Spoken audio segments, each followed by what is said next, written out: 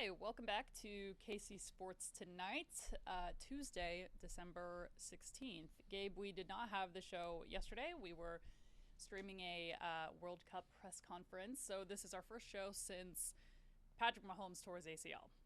Underwent surgery yesterday, successful surgery in Dallas with the Cowboys head physician.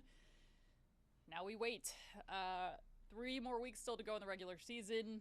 Chiefs obviously officially eliminated from playoff contention with a loss to the Chargers on Sunday.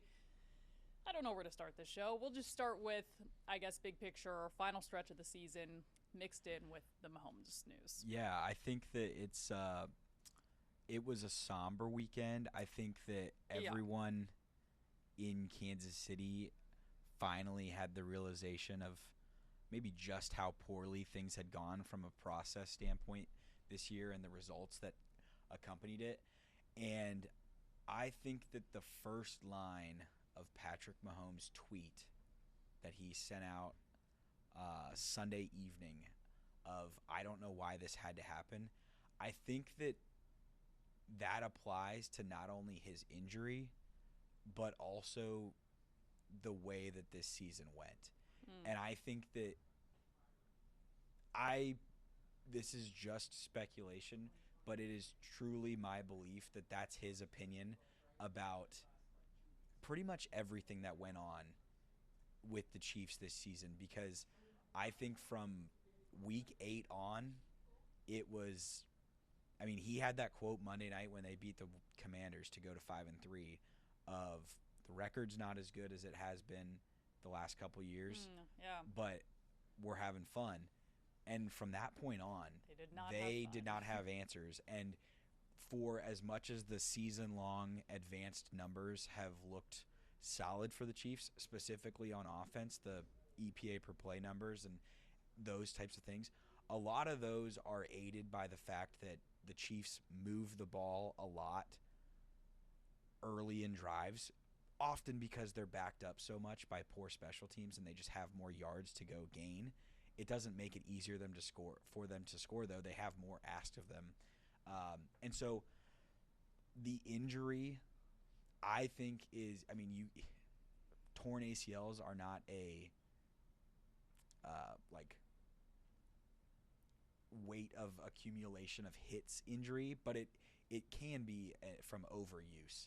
And I think that everyone would agree that Patrick Mahomes' legs were overused this season, and that is the result of a complete failure to evaluate the run game and to be effective. And so what was funny, or we joked about, oh, they've got Kareem Hunt out there, 30-year-old running back, or oh, they brought Clyde Edwards-Helaire back. Oh, they have Elijah Mitchell, but for some reason they don't use him. Like all those types of things.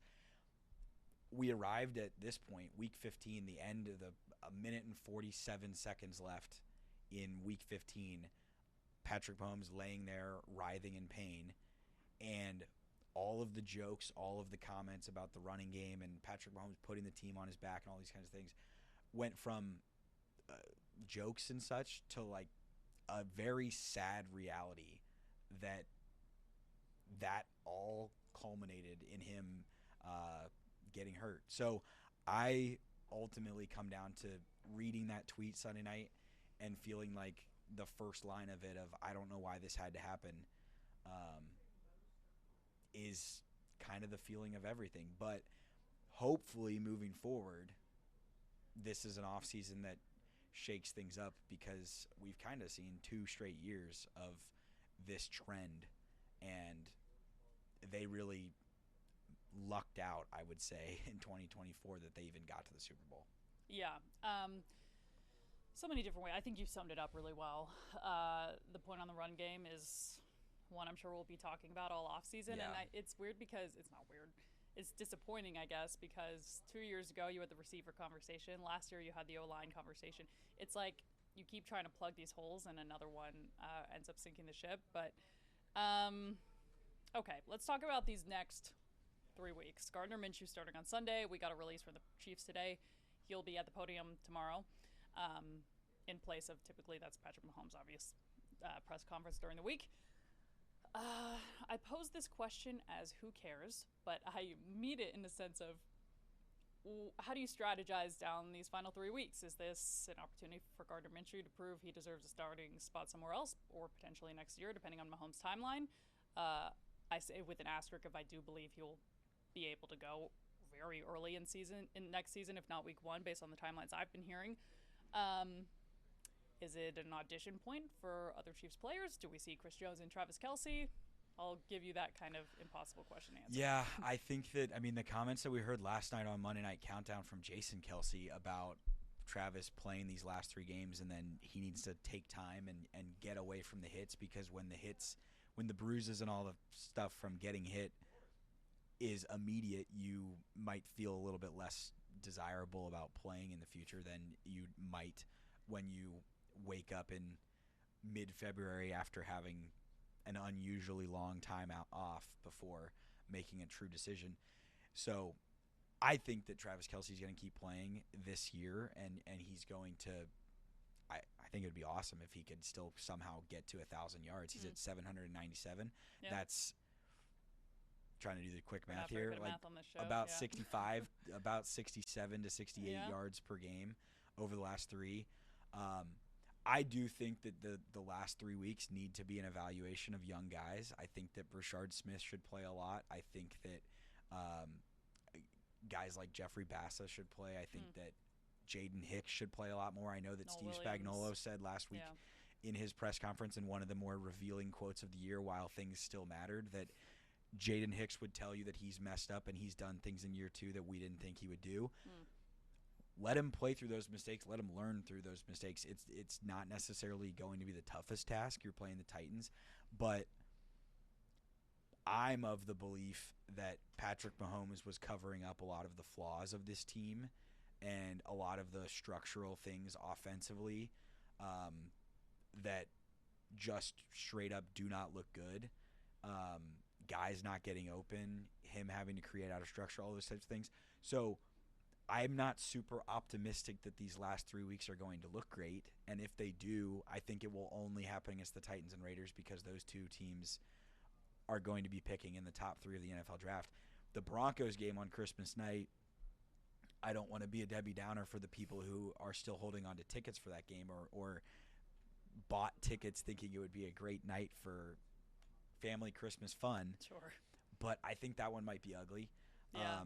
But I just think, they need to play young guys. It's not a bad thing if they lose.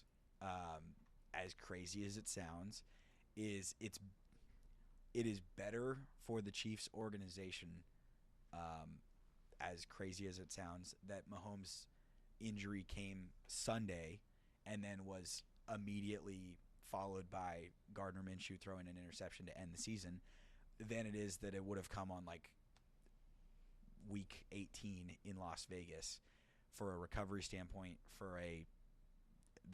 And I think that the guys on this team who have played 3-4 seasons of high-level football and meaningful football and such, human condition-wise, I just don't think that you're getting up for this game in the same way. And so that's why I would rather watch the young guys figure things out.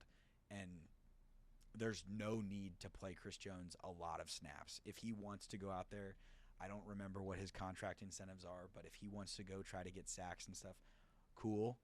But yeah, play young guys. Be okay with losing. I saw today the Chiefs can go pretty much anywhere between like pick 8 and pick 16. It's really not a super wide range of outcomes. Yeah. And there's, even to get to pick 8, they need to like lose out and do other things. But Sunday night, the Vikings beating the Cowboys was helpful if you're wanting better picks. And we were talking before the show of like, the better the pick gets, because the Chiefs don't have any 6th-round picks and don't have any 7th-round picks, might make it easier to trade down and do the anti of what you've done in previous years, where Brett Veach is trading up, getting 3rd round, 4th round, trading up for Noel Williams, trading up for other guys. I think this is a season where the draft is going to be so critical, in this offseason. Really, as crazy as it sounds, like, this is the groundwork for the backs second half of Patrick Mahomes' career. And it's critical that they don't mess this up. And part of that, I think, is maximizing the draft, which would be just losing out, even though people will make the jokes if they lose the Titans. But I would not view that as a failure if they lose on Sunday. And I honestly expect it. I'm shocked that the line is 3.5 because the Titans looked decent against the 49ers for a little bit on Sunday last week. And meanwhile, I think that the Chiefs' spirit and all of that is just out of them. I mean, we heard it Sunday. Chris Jones found out that they were eliminated at the podium. Was painful. I was in the room for that, and he started this quote of something to the effect of it's a long shot, but we still have a fighting chance. And then he kind of looked around the room and he goes, we're eliminated? Okay. And then it was just quiet for 10. It was really uncomfortable. Yikes. I mean, what's the phrase? Wind out of the sails. I'll tell you, I was also in the room when Mahomes walked up the tunnel to go to the locker room. That's one of the most harrowing moments of sports reporting I think I've had. I mean, that was a really, really tough watch. You've probably seen the video by now with the towel over his head and limping up the tunnel. Down the stretch of the last 3 weeks here, you have the Titans, which is an objectively terrible team. I think they're bottom 6 in almost every defensive statistical category I could find. They're 31 or 32 in pretty much everything on offense. You have the Broncos at home, who the Broncos can clinch the number 1 seed outright with 2 more wins. So that would be theoretically in Kansas City. So you have the Broncos playing for a bye against a dilapidated Chiefs team. And then you have the Raiders on the road, who are also terrible. So going to be a rough final 3 weeks here, also knowing you have nothing to play for. So losing to the Raiders would be awesome because they would get a worse pick.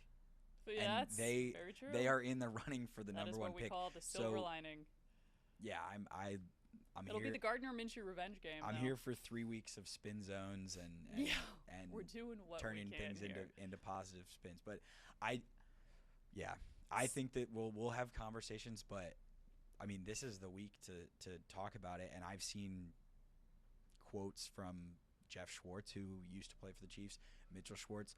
Both of them have said, and I think that this is finally. I think that the shocking reality of them actually missing the playoffs. People who were like, "Oh, surely they're gonna figure it out. It's gonna happen." Now that it is official that they're not going to get there, I think people realize just how structurally things have been off. Yeah. And how they've not optimized things around Mahomes, and I've seen people complaining about the offensive line. The healthy offensive line is not the problem. The coaching of the wide receivers, I think, is an issue, and the skill of the running back room and the evaluation of running back room talent, which we talked about on this show last offseason, of surely they're going to add a running back with this running back draft class. And you bring in Elijah Mitchell, and then he's a healthy scratch. And Brashard Smith, who had played 1 year of running back in college. Yeah. All of those things are to say, the people who want to fire Andy Reid, I've seen that on social media and all that kind of stuff. That's insane, not going. It's not going to happen because they've won enough that he's going to get next season. But having said that, if they don't change things organizationally, if they don't change offensive coordinator, if they don't have fresh offensive minds, if they don't fix special teams, which was an abject disaster, the result is going to be the same. And at that point, then I believe it truly would be, for everyone involved, a fireable offense, because you're just wasting the middle of Patrick Mahomes' career. So that's why I think that this is such a critical offseason. And what they decide to change, because you heard it yesterday, we all heard it yesterday on Andy Reid's Monday press conference. He said, we're going to play these last 3 games. We're going to give the young guys some run. We're going to see who's here after the last 3, and then we'll retool. And that sounds ominous. For me personally, I'm just curious because Andy Reid has a lot of voice, and Andy Reid has more voice than Brett Veach in that organization. So I don't personally think that Brett Veach is going up to Andy Reid and saying, you have to get rid of X, Y, and Z on this coaching staff. So, and I don't think Clark Hunt is honestly doing that either. I think that Andy Reid has the reign to do what he wants with his coaching staff. So who is back and who is not will shape next year, and it will ultimately shape the start of the 30s for Patrick Mahomes and determine whether he's able to maximize things. So it is huge, but none of that changes the next 3 weeks of very inconsequential football, which we are not used to. Really weird time of year to be going into the week before Christmas, knowing that the season is over. Because remember last year, the Chiefs clinched the AFC West. No, they clinched the number 1 seed on Christmas Day. And they clinched the AFC West on December 7th. Here's a bit of trivia, Gabe. We did not prepare this ahead of time. Another quarterback tore his ACL in year 9 and went on to win 4 more Super Bowls. Who is it? And had and 14 more seasons. And had a 9-year gap in the middle. So yeah, I've seen a lot of the Chiefs dynasty is over. If you think that that's the case, or that the Chiefs, the people from Brady. Boston, the people from Boston who say that the Chiefs didn't have a dynasty, then you believe that there's only been one dynasty in NFL history, because the Chiefs' last 7 years has been better than the Cowboys of the 90s. It's been better than the Steelers of the 70s. It's been as good as anything that the 49ers did in their heydays. So I'm excited to see what Dynasty 2.0 of the Chiefs is, because Patrick Mahomes is such a floor raiser. He has allowed the organization to get away with a lot of bad process and see good results for a long time, and it didn't happen this year, but it can get figured out. I'm optimistic. I'm just interested to see how it happens. Yeah, probably the most interesting. I would say definitely the most interesting offseason of the Patrick Mahomes era. We'll see what happens over the next couple of months. It feels like the season's already over. It's not. We still have 3 more weeks, so plenty of Chiefs football to talk about. But we've been talking about silver linings this whole show. Something actually positive. Maikel Garcia, 5-year extension, fresh off his breakout year, first-time All-Star. This will keep him and Bobby Wood Jr. in Kansas City through 2030, which sounds like a very long time in my head. I know it's only a couple years down the road, but man, you're starting to really get your building blocks cemented here. I hope Vinny Pasquantino is next. But Gabe, your thoughts on that signing today? Yeah, I think that as crazy as it is to say, I think that what the Royals are building process-wise makes more sense than their neighbors. Like they are constantly doing things that you're like, oh, I can see the rationale and I can see the thought process, and they're doing things that they didn't used to do. Like Maikel Garcia is the type of player that the Royals for a long time would have just hoped played really well through the end of whatever the club control is, and then been like, you know what, have fun going to play for, I don't know, the Rangers or the Dodgers or somebody else who's going to pay you a lot more.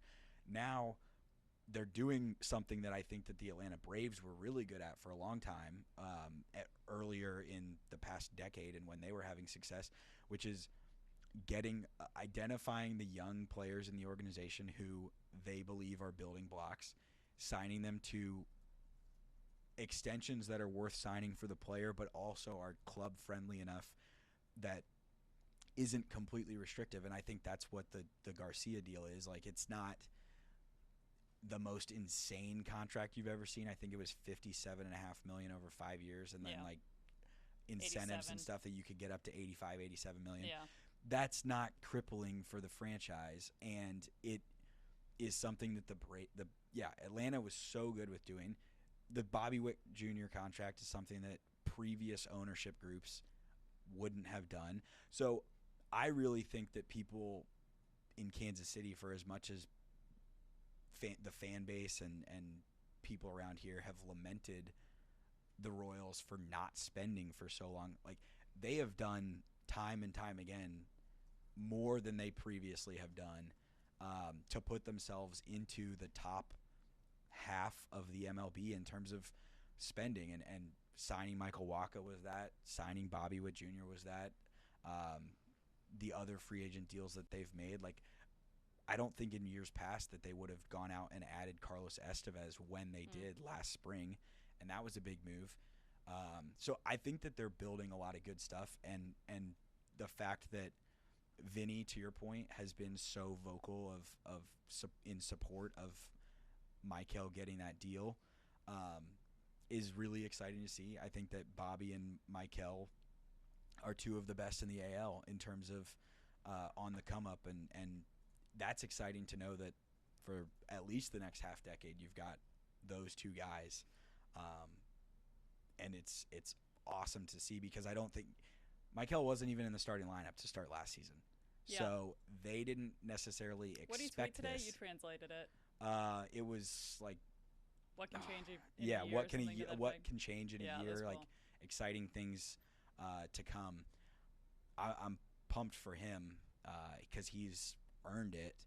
Now he's just got to keep doing it to maximize this team. So they're building good things with the Royals. It's just a matter of fixing the outfield and hoping that Jack Caglione, Carter Jensen take the next step. And I still feel like all this MLB news is coming in, and I saw Rex Hudler was on a show yesterday talking about the Royals maybe making a trade or not, and that they have a lot of pitching to go with. We'll see if they make a deal soon, but it still feels like there's like one more splash to make this offseason to set up the 2026 Royals. One of my favorite anecdotes about kind of that group of guys that came through the minors together was, I was talking to Vinny Pasquantino in the clubhouse in 2023, and he said he and Bobby carpooled to the clubhouse together for games, and they talked about like the Mahomes and Kelsey jerseys you see over Kansas City, like how cool it'd be to see Pasquantino and Witt Jr. jerseys throughout Kansas City, and kind of fun to watch that slowly come to fruition over the next couple of years. Okay, before we go, we're ending on another positive note. Volleyball Final Four coming to Kansas City Thursday. Today's Tuesday. Yep. Thursday and Sunday. Yeah, Pitt and A&M, Texas A&M, and then you got Kentucky and Wisconsin. Gabe, personally kind of bummed about Nebraska. First of all, if they were going to be upset, you would hope it would have been KU on Saturday, because that would have been kind of a fun path for local fans here. But, man, Kansas City would have been absolutely insane if that Lincoln contingent came down to watch the I think they were 32-0 before they got their first loss of the season. But still, I mean, this is going to be a lot of fun on Thursday. I know you're going to be keeping a close eye on it. Just kind of thoughts on the big event coming to town. Yeah, it's a bummer that Nebraska's not coming, because they would have filled the city up, I think, probably a little bit more than A&M, who their fan base might be a little preoccupied by playing against the Fighting Mark Paloses Saturday morning at 11 a.m. in the college football playoff. He's in Lawrence right now with his ears burning. Yeah, exactly. So I can't say that I'm like, I don't want to be rude to Texas A&M fans, but like I think we would have wished, if Nebraska was, as to your point, not going to lose to KU, then just get to Kansas City. It was right. one of the they were. That was the worst case scenario. And apparently they had dealt with a big flu bug, and their whole team was sick on Sunday. So I guess that kind of explains it. It still took an insane match for A&M to win in the 37-35 in the fourth set was crazy. I watched Nebraska play KU Friday night with my wife, who's a KU alum, and she was like, there's no way that team loses to anyone. Mm-hmm. And she played high school volleyball, so she is not like, she understands everything that's going on. She's like, they block everything. I think they only lost one set in Big Ten yeah, play. Yeah, and KU's coach was kind of trolling him for it, but in like lighthearted jokes, and Nebraska really took it to heart and took it to KU. So for them to then lose on Sunday was shocking, but I think it's one of the best tournaments in terms of what the NCAA puts on, the single elimination nature of it, the Final Four. Mm-hmm. It's always a good time. It's a shame that they're not going to be there, but still an awesome event, still really cool for it to be in Kansas City. It's been in Kansas City before, and I mean, Last time Nebraska won, right? I believe Think so. so. I believe so. Gonna be a lot of fun. Tomorrow's the big press conference and availability day. We'll get to go to practice, so Neil Jones will be there. So make sure to tune in to KCTV5 Plus tomorrow. We will be bringing you those press conferences throughout the day, and then Thursday is the big day. 5:30 is Game 1. Game 2 was 30 minutes after the conclusion of Game 1. Neil and Katie will be there for that. So a lot of coverage coming your way. Of course, Sunday is the national championship here in Kansas City, which is very cool. We just had the soccer championship here a couple weeks ago. So a lot of positives going on amid all the negative we are feeling this week. That'll do it for us here in KC Sports Tonight. We'll see you back here same time, same place tomorrow.